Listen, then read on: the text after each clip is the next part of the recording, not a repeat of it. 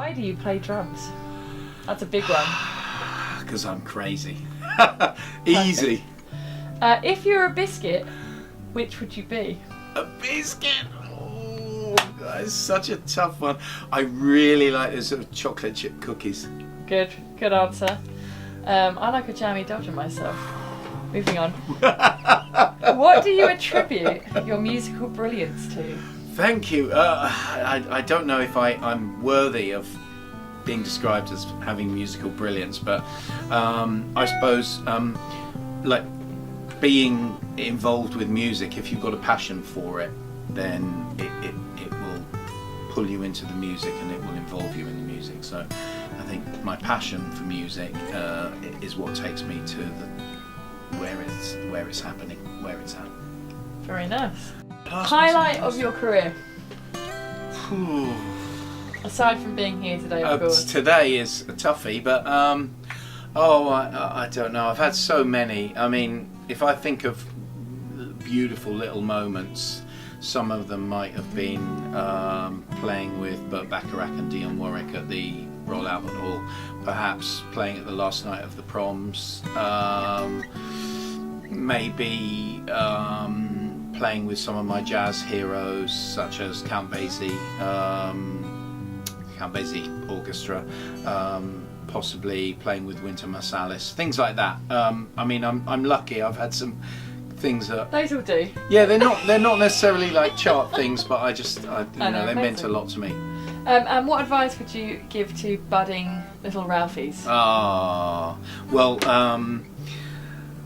I would probably say keep inspired, follow your passion, do what you really love to do, and then search it out. Lovely. Yeah. Thank you so much. Oh, darling. Oh, thank you.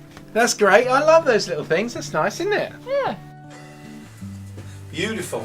Done. That was easy, wasn't it? Actually, it's quite complicated. So, the classic, if you were a biscuit, which would you be?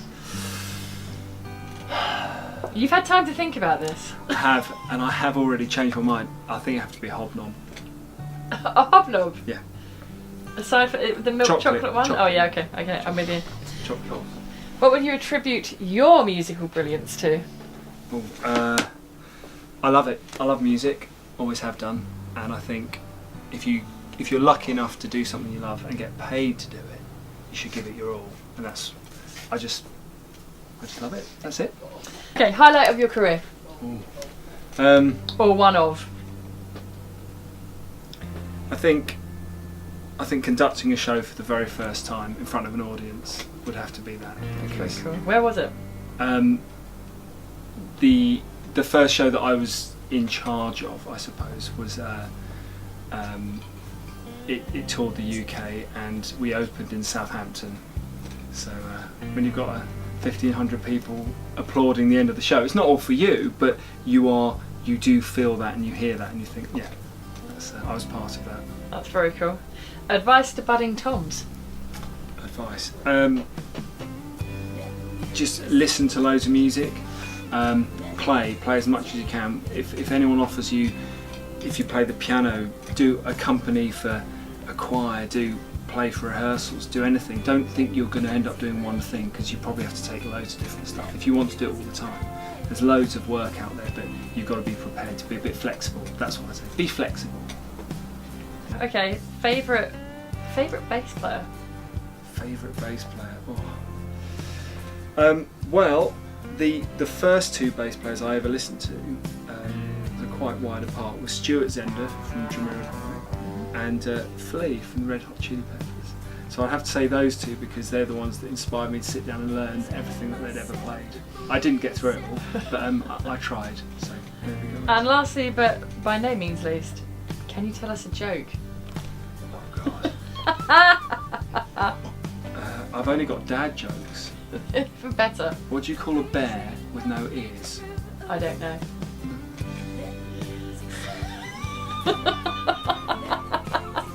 I said I only put that. Thank you very much. Ending there. I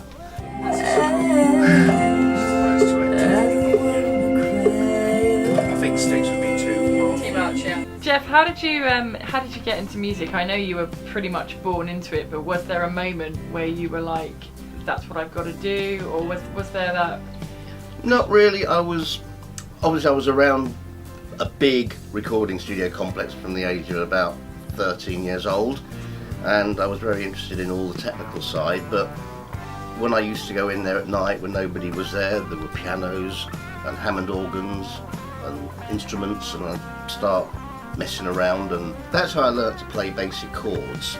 And then across the road from my house there was a neighbour, another kid who had a school band, and one of the guys in the band I hooked up with, and we became friends, and he sort of played all these instruments. So why don't we just try and write a song? And I said, I can play a bit of piano now, and we can go in the studio at night when no one's there, and we can use all this gear. So that's how it started really, and we started writing comedy songs and having a bit of a laugh, and that was it. That's how I started doing music. Very cool. Do you have a highlight of your career, or one of your highlights? Oh, I suppose performing on Top of the Pops on the #1 slot's got to be the highlight, even though it was scary. I'd say so. So we are, of course, talking about the infamous Barbados song. Mm-hmm. So can you tell us, how old were you when you did that? 20 or 21, 20 I think. And can you give us a quick background of where it came from? My dad was playing on a cruise ship. He was a guest musician, and my mum didn't want to go, so he said, do you want to come with? It's a trip out of Southampton to the Caribbean. I said, of course I will.